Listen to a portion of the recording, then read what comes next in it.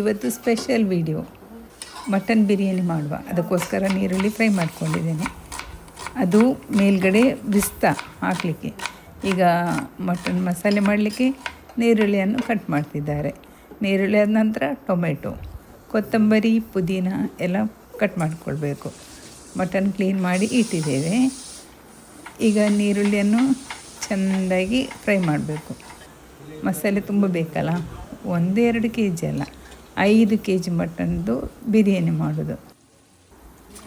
ಕಟ್ಟಿಗೆಯಲ್ಲಿ ಬೆಂಕಿ ಮಾಡಿ ನಾವು ಇವತ್ತು ಸ್ಪೆಷಲ್ ಅನ್ನ ಮಾಡುವ ಅಂತ.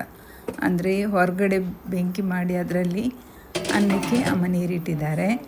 ಅದಕ್ಕೆ ಗರಂ ಮಸಾಲೆ, ಉಪ್ಪು ಎಲ್ಲ ಹಾಕಿ ಬಿಸಿ ಮಾಡಲಿಕ್ಕೆ ಇಟ್ಟಿದ್ದು. ನೀರು ಬಿಸಿಯಾದ ನಂತರ ಅಕ್ಕಿ ಹಾಕುವ. ಈಗ ಅಕ್ಕಿಯನ್ನು ತೊಳೆದು ಅರ್ಧ ಗಂಟೆ ನೆನೆಯಲಿಕ್ಕೆ ಇಡಬೇಕು.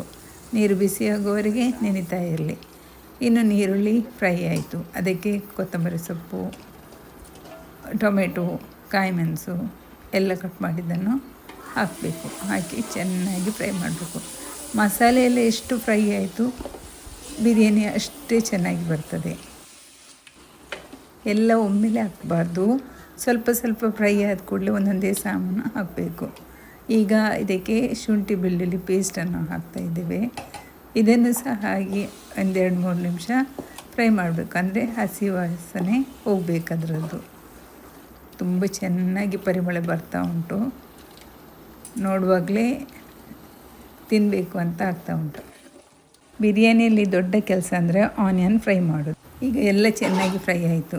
ಈಗ ಇದಕ್ಕೆ ಟರ್ಮರಿಕ್ ಪೌಡ್ರು, ಗರಂ ಮಸಾಲೆ, ಸ್ವಲ್ಪ ಬಿರಿಯಾನಿ ಪೌಡರ್ ಹಾಕಿ ಚೆನ್ನಾಗಿ ಕೈ ಆಡಿಸಬೇಕು. ನಂತರ ತೊಳೆದಿಟ್ಟ ಮಟನ್ ಪೀಸ್ಗಳನ್ನು ಹಾಕಬೇಕು. ಹಾಕಿ ಚೆನ್ನಾಗಿ ಮಿಕ್ಸ್ ಮಾಡಬೇಕು. ಮಿಕ್ಸ್ ಮಾಡಿದ ನಂತರ ಇದಕ್ಕೆ ಬೇರೆ ಏನು ಹಾಕಬೇಕು ನೋಡುವ. ಈಗ ಮಿಕ್ಸ್ ಮಾಡಿ ಸ್ವಲ್ಪ ಹೊತ್ತು ಬಿಟ್ಟಿದ್ದೇವೆ.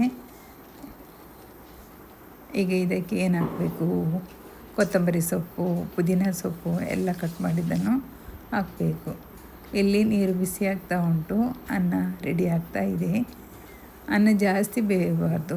ಮುಕ್ಕಾಲಷ್ಟು ಬೆಂದಾಗ ತೆಗೆದು ಈಗ ಅರೆದಿಟ್ಟ ಪೇಸ್ಟನ್ನು ಹಾಕ್ತಿದ್ದೇವೆ, ಬಿರಿಯಾನಿ ಪೇಸ್ಟ್.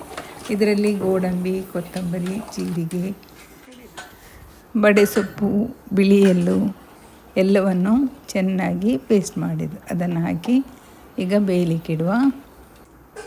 ಮಟನ್ ಬೆಂದಿದೆ. ಈಗ ಅದನ್ನು ದಮ್ ಬರಲಿಕ್ಕೆ ಇಡಬೇಕು. ಅದಕ್ಕೋಸ್ಕರ ಕೆಳಗಡೆ ಮಟನ್ ಹಾಕಿ ಅದರ ಮೇಲೆ ಫ್ರೈ ಮಾಡಿದ ಈರುಳ್ಳಿ, ಕೊತ್ತಂಬರಿ ಸೊಪ್ಪು, ಗೋಡಂಬಿ, ದ್ರಾಕ್ಷಿ ಎಲ್ಲ ಹಾಕಬೇಕು. ಅದರ ಮೇಲೆ ಅನ್ನವನ್ನು ಹಾಕಬೇಕು. ಅನ್ನ ಹಾಕಿ ಅದರ ಮೇಲೆ ಸ್ವಲ್ಪ ಬಿರಿಯಾನಿ ಕಲರ್, ಅದೇ ರೀತಿ ಸ್ವಲ್ಪ ನೀರುಳ್ಳಿ, ಕೊತ್ತಂಬರಿ ಸೊಪ್ಪು ಮತ್ತು ಗೋಡಂಬಿ, ದ್ರಾಕ್ಷಿ, ತುಪ್ಪ ಎಲ್ಲ ಹಾಕಬೇಕು. ಅದರ ಮೇಲೆ ಇನ್ನೊಂದು ಲೇಯರ್ ಈ ರೀತಿ ಒಂದರ ಮೇಲೆ ಒಂದು ಮಾಡಿ ರೆಡಿ ಮಾಡಿಕೊಳ್ಬೇಕು. ನಂತರ ಗಾಳಿ ಹೋಗಲಿಕ್ಕೆ ಅಂತ ಈ ರೀತಿ ಮಾಡಬೇಕು. ಅಂದರೆ ಅದರ ಒಳಗಿಂದ ದಮ್ಮು ಹೊರಗೆ ಬರಬೇಕಲ್ಲ, ಅದಕ್ಕೋಸ್ಕರ ಈ ರೀತಿ ಮಧ್ಯ ಮಧ್ಯದಲ್ಲಿ ತೂತು ಮಾಡಬೇಕು. ಈಗ ಸಣ್ಣ ಉರಿಯಲ್ಲಿ ಮುಚ್ಚಳ ಮುಚ್ಚಿ ಅದರ ಮೇಲೆ ಒಂದು ಪಾತ್ರೆಯಲ್ಲಿ ನೀರಿಡಬೇಕು. ಅಂದರೆ ಗಾಳಿ ಹೊರಗೆ ಹೋಗಬಾರ್ದು. ಹಾಗೆ ಮಾಡಿ ದಮ್ ಇಟ್ಟರೆ ಬಿರಿಯಾನಿ ರೆಡಿ. ಬಿರಿಯಾನಿ ತುಂಬ ಸೂಪರಾಗಿತ್ತು. ನೀವು ಟ್ರೈ ಮಾಡಿ. Thank you for watching.